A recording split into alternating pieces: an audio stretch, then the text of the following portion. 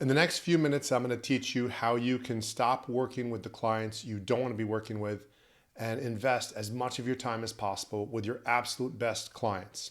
There's a concept you've probably heard of called the 80-20 rule, and the short version of it is that 80% of results come from 20% of causes. So usually 80% of your complaints will come from about 20% of your clients. 80% of your referrals, the good stuff, will come from about 20% of your clients. So basically there's this disproportional relationship. It's not always 80-20, but it's usually very weighted towards one group of people. And to put it a different way, not all clients are created equal from a business standpoint.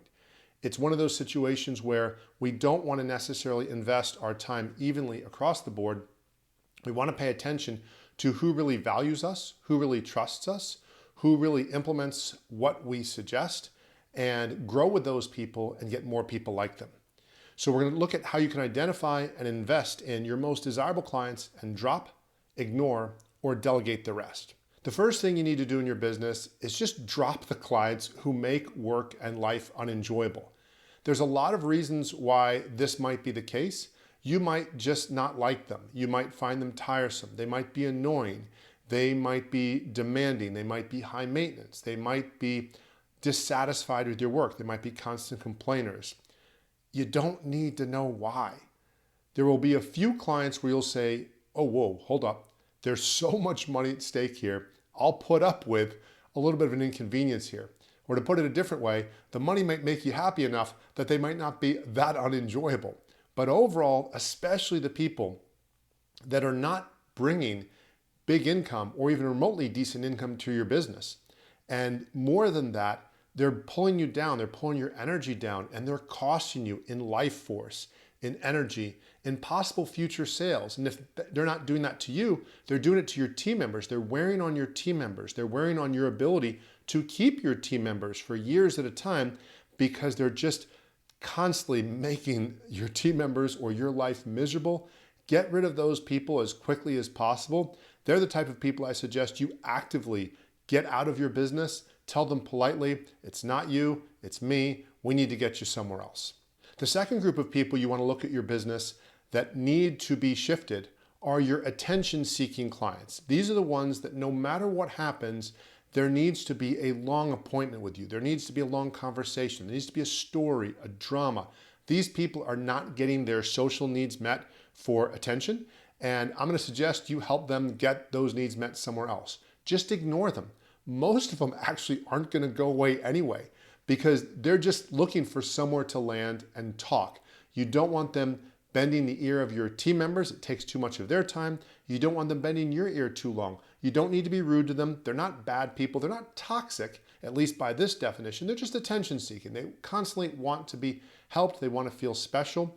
And then if you're really not sure what to do with them, keep moving them along in your sales process. If they need attention and they're willing to take counsel and they're willing to invest, great. Some attention-seeking clients will make some of your best clients, but some of them just want attention and they're really not looking to contribute or engage with you. So you set those boundaries. Hey, if you want to have an appointment with me, fill out this form or complete this information about your assets and your liabilities and your income and your expenses. Or if you're a business coach, fill out this stuff about your business and your profit and loss.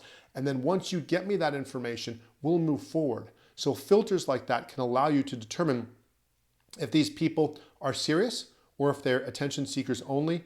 Again, just ignore them. No need to be rude to them. No need to tell them to go away. It's still a win if you can keep them in your business. And if you run your business well, they're still better off with you most likely than someone else. You just don't need to give them all the attention they seek. You can kindly help them get somewhere else. A large number of your clients are going to be profitable, but uninspiring. I'm going to suggest you delegate those. You might say, wow, this is really starting to sound very particular. You're getting really specific about who I invest my time in. Yes, this is your business. This is what you signed up for. We want you doing awesome things. There are certain things that only you can do that nobody else can do. Think of it like being a pilot. There's the pilot, the flight attendant, the grounds crew people, and the ticketing baggage people / admin people, whatever you want to call that. Usually the only person who can fly the plane is the pilot. So we don't want the pilot doing other people's jobs. not because the pilot is better than those people, but the pilot has a skill set that no one else has. In your business, the clients that are uninspiring, repeat, and they're profitable, by definition, those are the clients you should be delegating. Doesn't mean you never talk to them. You might do what the dentist does. You come in at the end of an appointment, you say hi for a few minutes. You can still have a very humanistic approach with these people. You can also be that counselor or that advisor to them. So a lot of the clients I coach are insurance agency owners. And very often, the client wants to make sure they're getting the best advice. So the insurance agency owner or the financial advisor or the business coach or whoever it is that can be that architect, that high-level designer and say, I'm going to help you look at the big picture, and then someone else is going to help you build it out. I can help you design the house. Someone else is going to build it and make the cabinets and the walls and all that other stuff. So you can still be very involved, but in a small percentage of it where they're using the part that they need most from you, which is your expertise. But the implementation, they don't need that from you. So go ahead and as quickly as you can, delegate those profitable clients. They're uninspiring. Doesn't mean they're bad people. It just means that you're going to be excited and engaged by other things. And in the short run, you might not be able to afford to delegate these, right? You might say, Wade, right now I'm at a size, I'm a solopreneur, or I have a certain number of team members where I have to do this work. That's okay.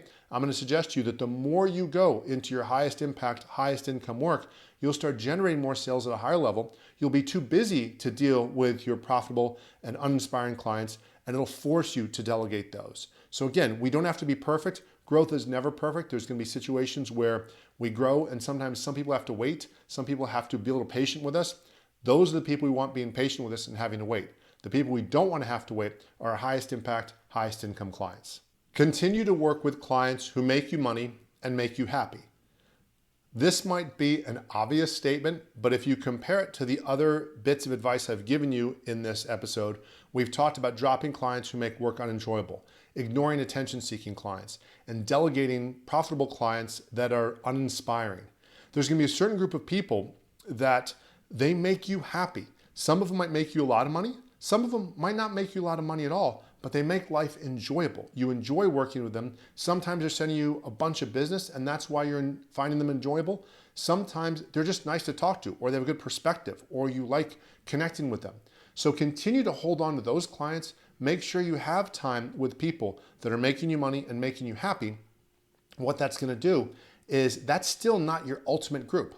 That is your second best group, because there's going to be a group that we're going to talk about that's going to get you even more impact, more income and enjoyment, and that's where you want to invest the majority of your time. When we talk about the 80-20 rule, we first separate into 80% and 20% from a generic concept of saying roughly 20% of your clients are going to be those best clients. They make you money, they make you happy. Now, if you take that 20% and break it into another 80-20, you'll have a 16% and a 4%.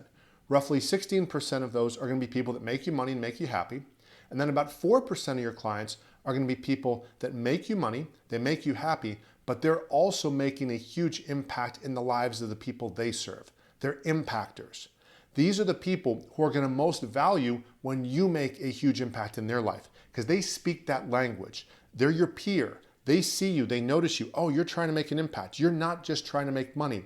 Maybe they know you're making an impact because you're involved in a nonprofit, or you coach youth sports, or you're involved in your church or civic organizations, or you're serving in the community. Maybe they just see the way you handle business and how attentive you are to their needs and their goals and their dreams and the legacy they wish to create. This is something that really separates a good business or a great business from an amazing business that you never want to retire from, and that continues to make you more and more money, because when they're making impact and they're making money, their future and their finances are growing. And when you're helping make an impact for them, they're willing to share with you because you're helping impact that greater future. So again, we want you to keep the clients that make you money and make you happy, but still keep an eye out. Are they making an impact? It's not a sin if they're not, but those that are making an impact, they're proactively looking to help other people. They're in that significance stage of life. They've passed survival. They've passed financial success. They've already checked those boxes. Their cup is so full that they're now looking to help others. And so they are connected on a high level. They're making huge ripples in the world. They're shifting things. They're making a positive impact. And you serving those people at a high level and impacting those people is going to allow you to not only charge a good, healthy fee because they're going to want your help, But more than that, it's going to help expand your network, expand your impact, and your ability to make positive ripples and waves in the world. I hope you find this helpful. If you are willing to serve and create an impact in a positive way in your clients' lives, you can be as picky as you like in the long run about the clients you want to work with. In the short run, you might have to put up with some people you don't like. Very often, those are people there to teach you a lesson. Maybe you've not implemented well enough. Maybe you've not followed up. I know some of the clients I have, even if they're leaving me, even if I didn't like them, I'll still ask, what could I have done better? Because very often, maybe because I didn't take to them, I didn't implement as well, but maybe I should have given that and delegated that to somebody else and let that implement be done by somebody else, mainly because I'd still rather have the client and keep the income. Doesn't mean I want to deal with them, and doesn't mean I wish them badly if they leave me, but overall, as you do higher impact, higher income work with people you find inspiring, you're going to inspire them, your business is going to become better, and your life outside of business is going to become something more impactful, powerful, abundant, and amazing than you've ever imagined.